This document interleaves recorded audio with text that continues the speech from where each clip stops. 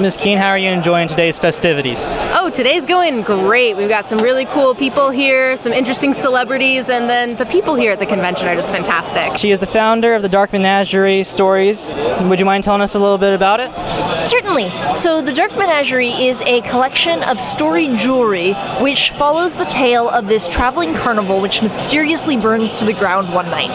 Each of the animals escapes into the world, the fortune teller's raven, the magician's rabbit, and so on, and each of them tells a story of what they saw that night. Now, each of the stories makes sense by itself, but when you begin to piece the different stories together, you unravel clues which help you determine who it was that caused the circus to burn that night. It's sort of a mystery mixed up in a haunted carnival sort of feel. Would you mind telling us a little bit about the Dracula Files? What is it about? Oh, sure, of course. So with the Dracula Files, it's a found footage but audio version of Bram Stoker's novel, and then it's set in modern-day San Francisco.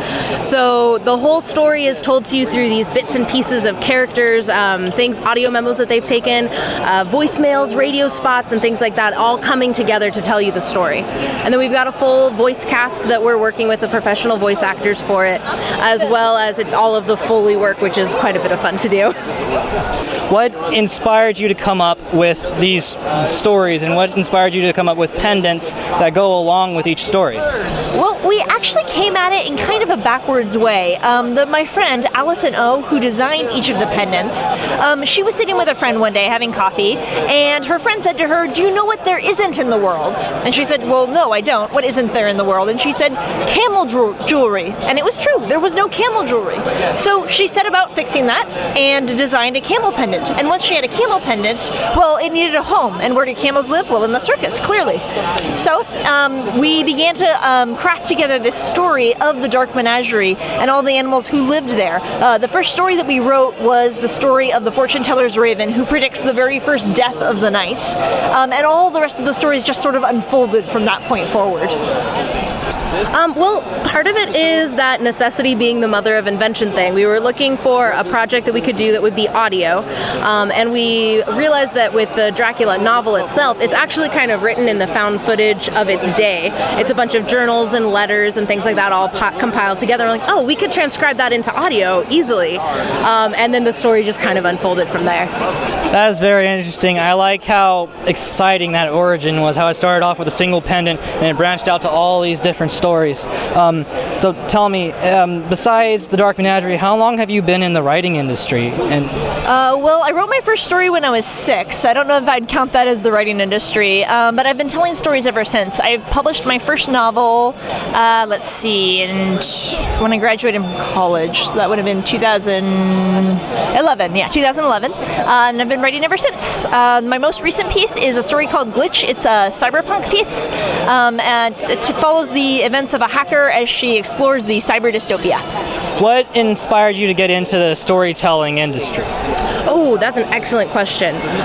Well, the short answer is that I've been telling stories for as long as I can remember. As a little kid, I would run around performing theater productions for any guest that my mother haplessly brought into the house. And then from there, I went to film school and studied film production and really enjoyed that element of storytelling. And then I met my business partner, Rachel, and she's more of a novelist. And we started to look at how these different ideas surrounding storytelling could intersect with each other.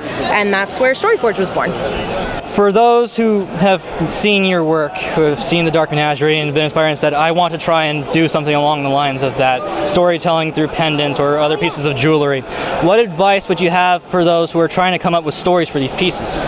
Well, I think my first piece of advice would be start small and start with something that you can finish quickly. Nothing is more disheartening than a project that you've been working on for years and years and years and isn't getting off the ground. Create something that you can go from start to finish in, say, the course of a month or two, and then take that and immediately start pushing it out there. Get your name out there. It doesn't matter if you feel like it's not everything that you dreamed. Just get it out there. Start putting it in front of people. You might be surprised by how good it is, and if not, you're still getting tons of experience and learning so much along the way. just get as much work done out there as you possibly can. Like, don't get held back by feeling that the thing that you've made isn't as good as you wanted it to be or isn't exactly perfect, because the truth of the matter is you have to make a lot of stuff that sucks until you actually start getting good. And the sooner you can just start whipping through that period of sucking, the faster you can get to the period where you're going to start being real proud of the stuff you're putting out.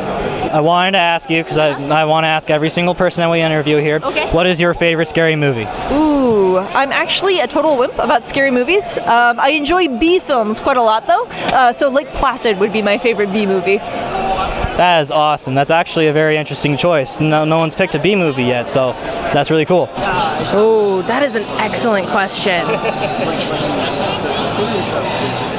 You know, I actually really like the Scream films. They're fun and definitely have that thrilling, scary edge to them, but they're also like poking fun at every horror movie that's ever been made, and you just can't get better than that. So, for those who are just now learning about Storyforge Productions, are there any works that you would recommend them to try out first? Ooh, probably two places would be good to start. We've got the Dracula Files up on iTunes, so that's a really great place to start. Lots of fun, pretty easy listen. And then there's also a webcomic on our website called House on Writer's Block, which is another really fun read. It's about a girl who gets sucked into a book she wrote when she was a kid, and now she has to deal with all of her writing. Is there any way that people could reach Storyforge Productions? Yeah, so you can find us at our website. It's www.storyforgeproductions.com. And then you can also find us as @Storyforgers on Twitter and Instagram, and then as Storyforge Productions on Facebook. How can people reach you in case they're interested about the Dark Menagerie?